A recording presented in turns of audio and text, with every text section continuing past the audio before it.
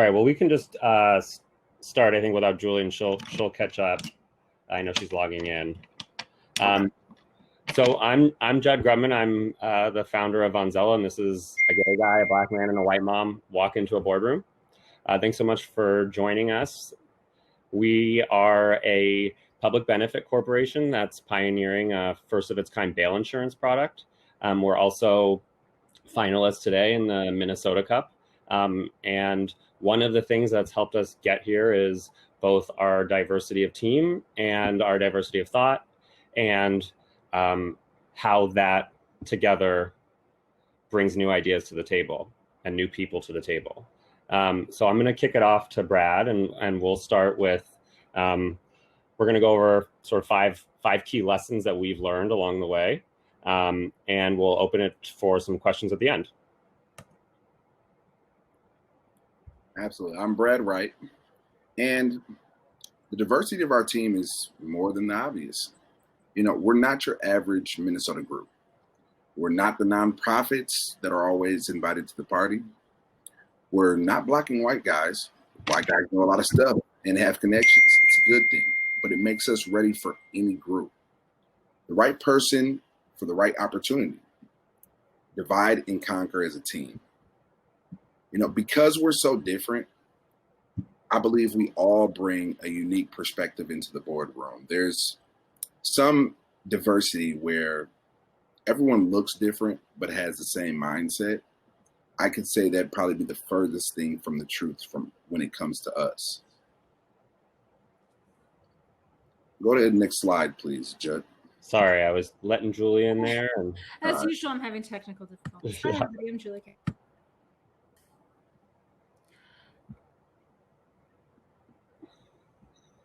So to jump on what Brad said, we're going to treat this whole thing as kind of like a panel discussion, a self-moderated panel discussion. So we're going to talk through everything that we have learned, talk a little bit about what we've experienced, hopefully give you a tip on all of it, and then go from there.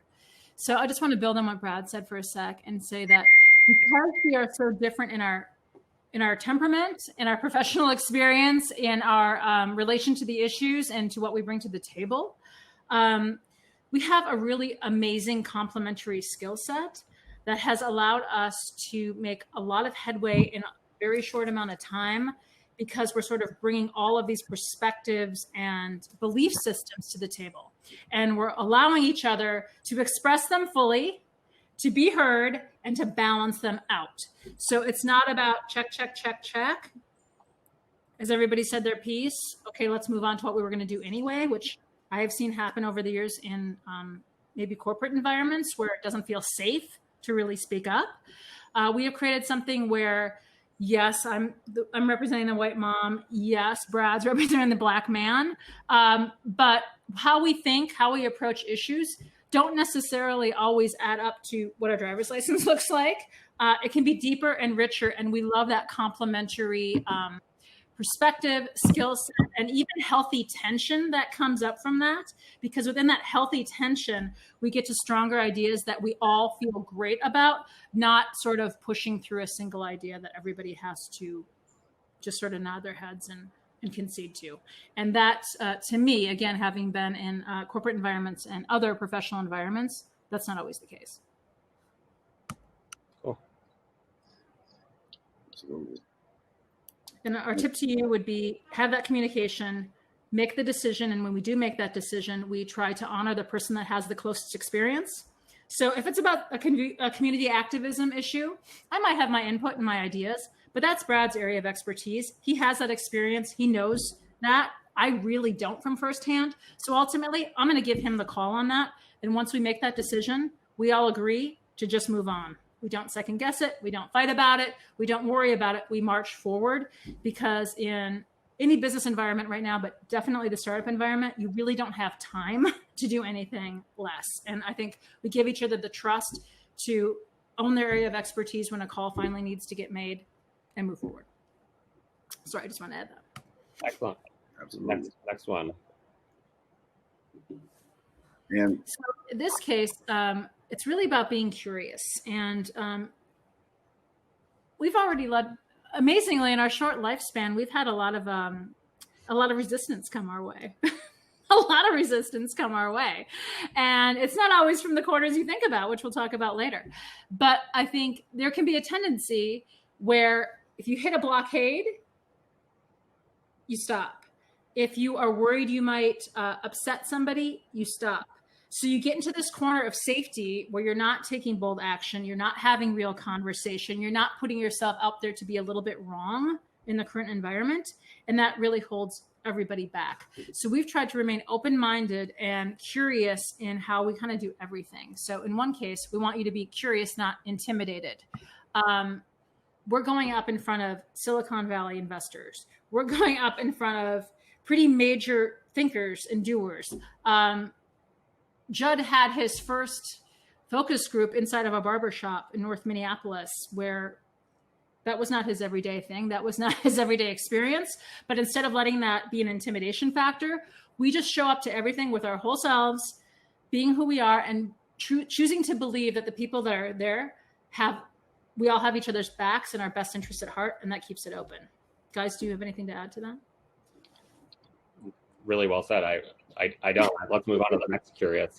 All right. The other curious point is to not be defensive or angry when haters come. And as I mentioned, we've got some haters. We definitely have some people who do not see our idea the way we do. They do not see our intentions the way that we are putting them out there. And they're telling us in no uncertain terms how they feel about us.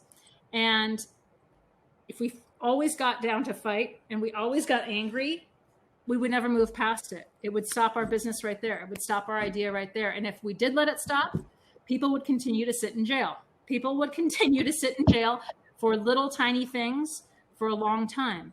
We're very focused on our mission is to help the over-policed and the underbanked have new options where they can have control and agency of their life in the here and now and start to take action on their own behalf. That is the driving force of what we do. And we just stay centered in that reality.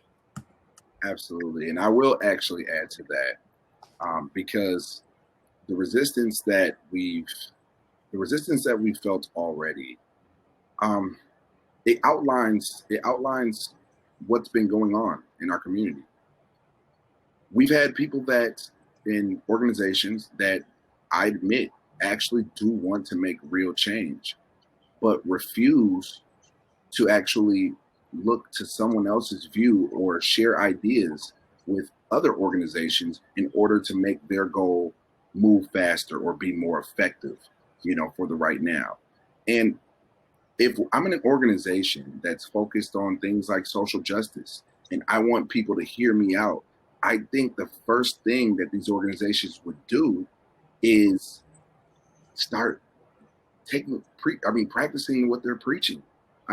Actually listen and show the social justice, show social justice what that actually looks like. If we want to be heard, first let's listen. Cool. Great. And so I would say one way we deal with this in general is we are constant group texters. I think this has been a function of COVID in some ways, of dealing with a lack of, interaction at work.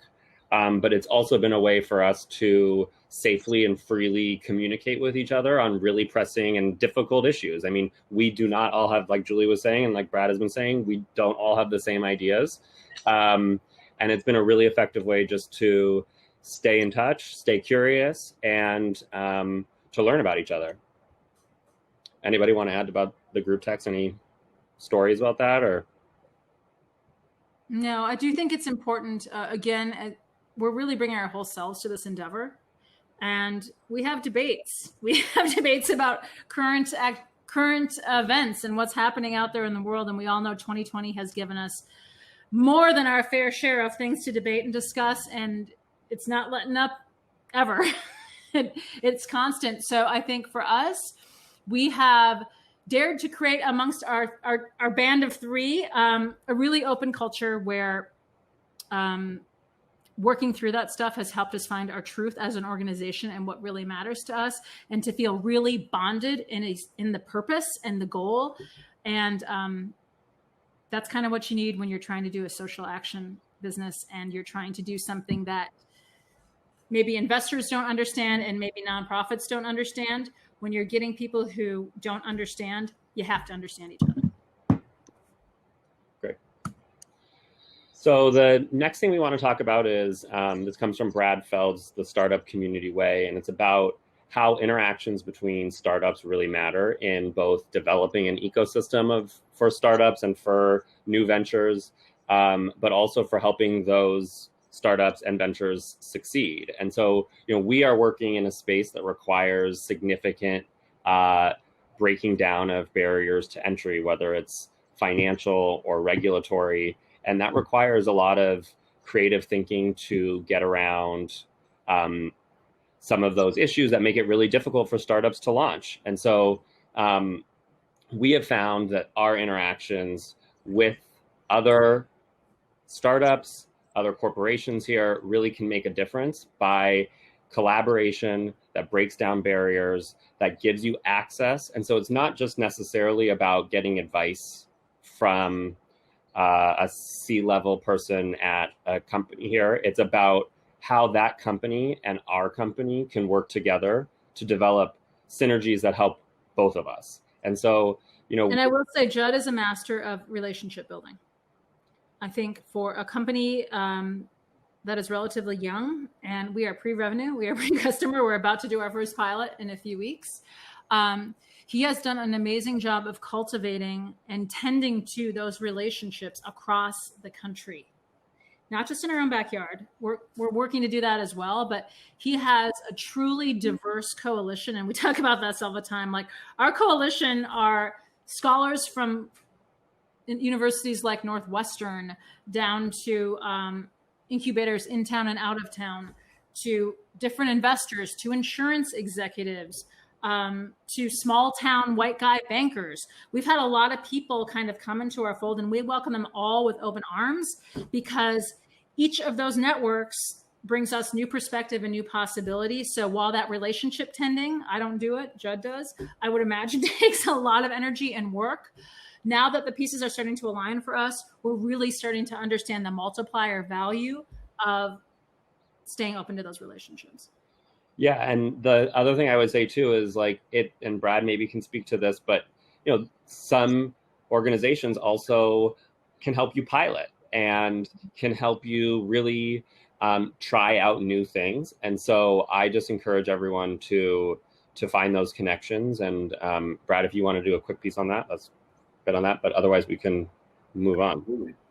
Absolutely. Well, I mean, the connections that have been invisible to the establishment. I mean, things like, our local churches, our local community organizations, things of that sort. We're actually online to do our first large pilot with New Salem Baptist Church. Their pastor is the former leader the former head of the Minneapolis NAACP, and we have a whole 1,500 person congregation lined up to help us with our first large pilot. These community connections have helped us in a number of ways. I wouldn't even take the time to list right now, but yeah, just to add on to what Judd's saying, all of these connections, Judd being the master and me learning from the master, have been very important, in us moving forward. It brings up a great point, Brad, because not only are we connected at those traditional institutional levels of power, we are, through Brad, connected to people living this intimately day to day as their reality. They aren't just like users that we survey or users that we do a study on. These are relationships that Brad has. Like I said, it started in a barbershop. It goes to a church. It's real people in real communities. And to create a big social change movement like this in a consumer segment that hasn't been really understood, studied, that no one's really made a concerted play to offer a market solution to, that is as important, if not more important, than having those business mentors. Because if it doesn't work for the real people sitting in jail, afraid to drive down the street and living their lives, then it doesn't work. We might be able to get the money, but it's not going to work. And we really want this to be a functional solution for people's lives. So those folks are important and the relationships are real. Yeah, and I guess the last point I just want to make on this is like, it might not always be in the places that you think. It might not be the partner that you think, the collaborator that you think. We've been working closely with an organization Brad's a part of that does podcasts and other multimedia for the North Side. And it's just been a way for us to help in our recruiting and to learning more about our product, to do customer development. So, there's all sorts of ways that you can partner with other organizations to benefit all involved.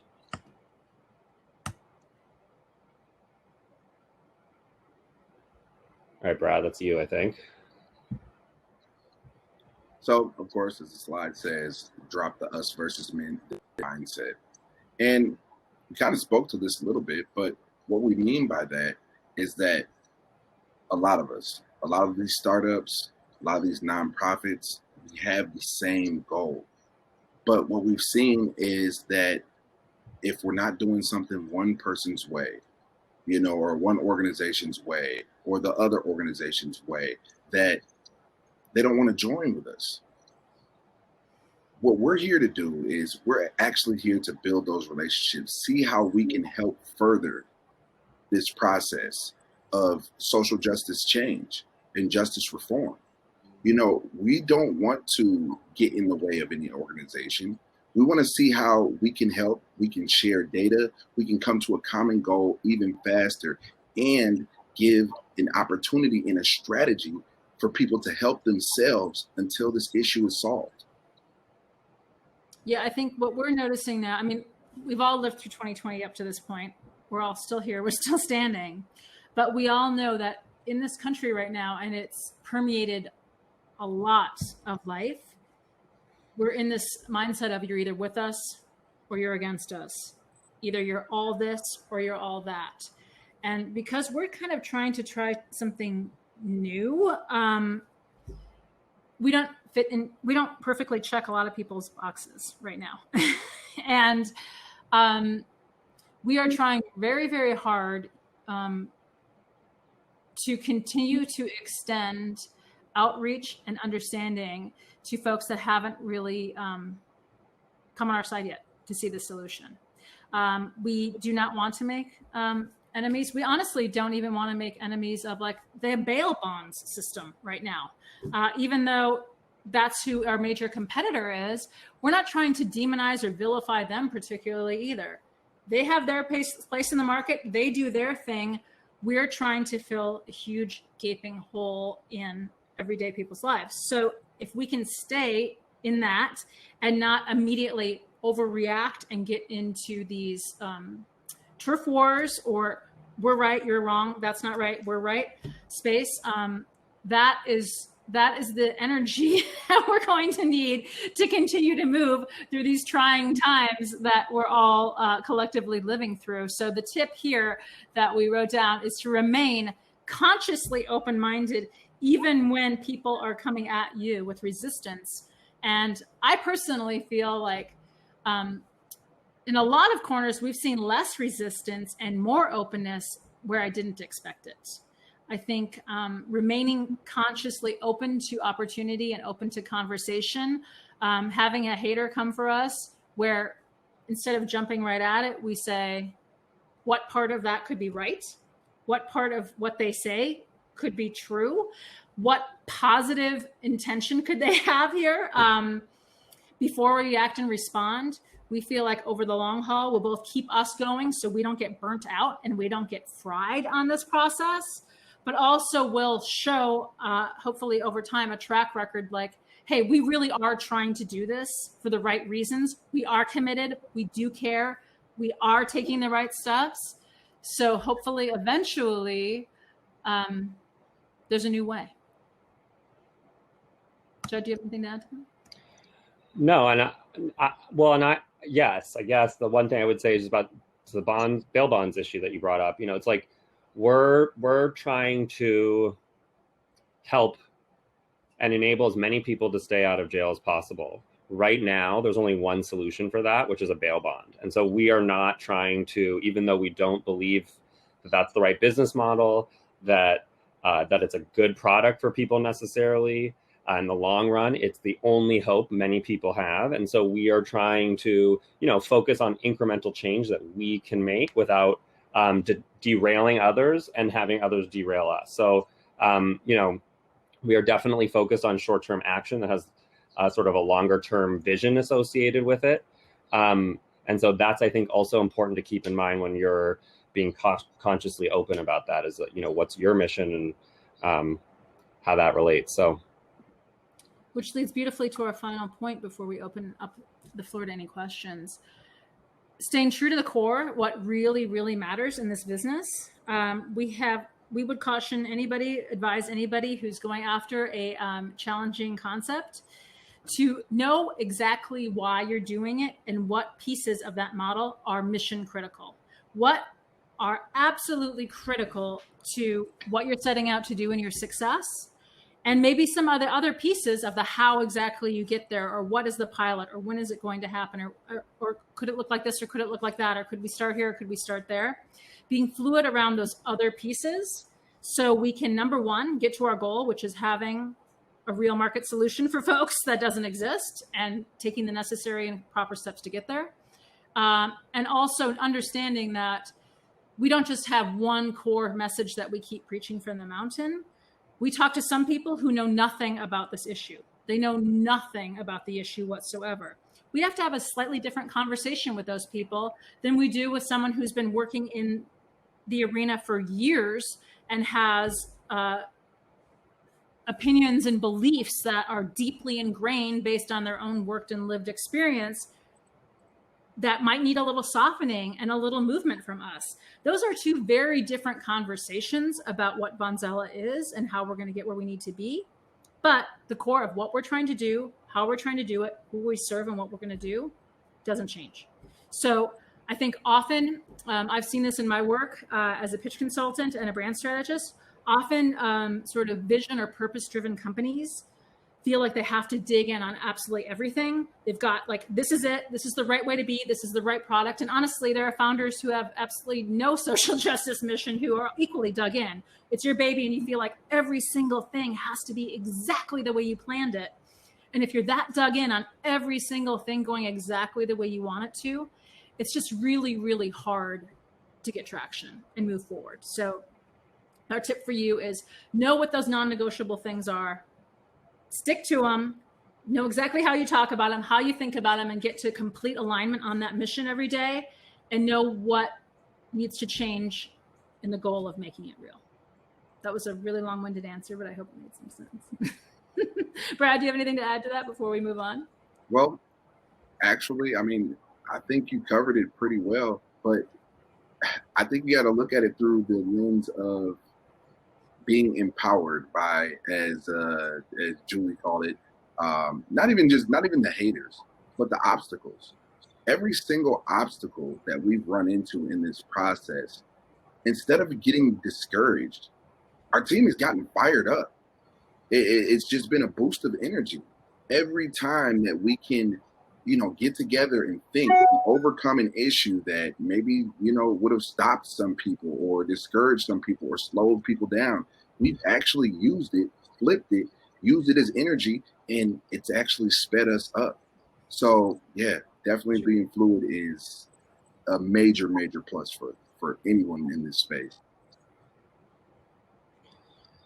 Awesome, guys. We have a few minutes for questions if people want to pose any. I think you can do that in the chat, or you might be able to even unmute, but. We've got a question from Emma Tufton. I love that you're such a strong, supportive team. How do you resist the emotional response from the haters? How do you keep your spirits up? I think we can all probably answer this individually. Brad? Well, I avoid the emotional responses because I'm just, I feel like I'm a little more used to it. I've been on the ground, working within the community, as far as, helping to try to curb violence, different things of that sort for a long time with different community organizations. I was just working with an organization called North at Work with workforce development. in North and South Minneapolis. So I'm used to the naysayers. I'm used to the people who say, oh, this doesn't work or this won't work. But sometimes you have to put your blinders on. Sometimes you have to put your blinders on, stay focused on your mission. I'm not saying don't take some advice, because maybe, someone's saying something against you. Maybe it's something that you need to look into and really think, okay, am I staying true to the path that I intended to be on, or are there certain changes I need to make? But rather, if that's the case or not, use those as a learning opportunity, as an opportunity to grow emotionally, to grow your company, to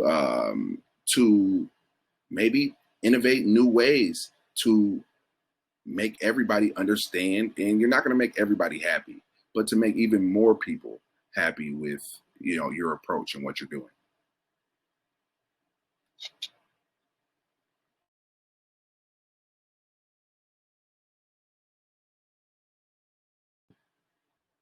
Muted. You're on mute. You're on mute.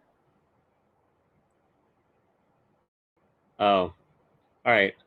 I can finish that off. I definitely am not so tough comparatively to Brad, and it does make me a little. I've worked really hard on this and for a long time, and we put a lot. All of us have put a ton of energy into it. So to that extent, it's it's discouraging and disappointing. But part of what I love about what I'm doing and Vonzella is that Brad has the lived experience of this and always is the first to defend it.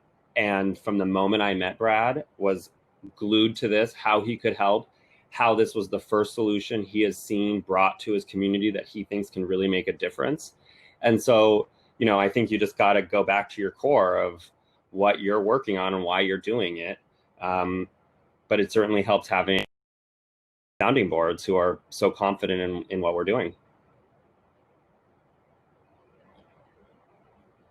Julia, I don't know. I think that's a glitch. It's not letting you speak. Can you try now, maybe? Or sorry, everyone. Oh, yeah.